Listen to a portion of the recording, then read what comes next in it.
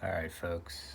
Positive poll, Tuesday morning, January 28th, 2020.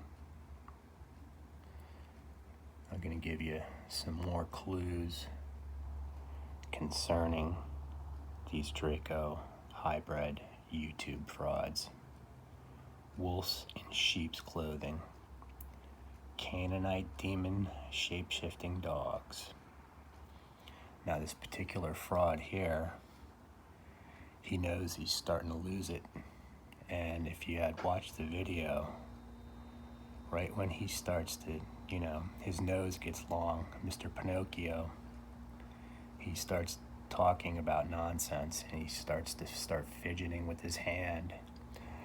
But where the red line is, right there, there was a little light that's flashing and he's trying to cover it up, but he's pressing something. Now, immediately after that, this is what you get. Now, for those of you that think this is a joke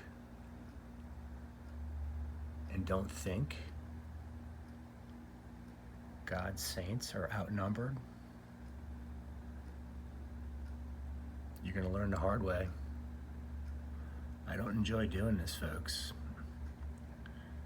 We have got to stand up and take back the truth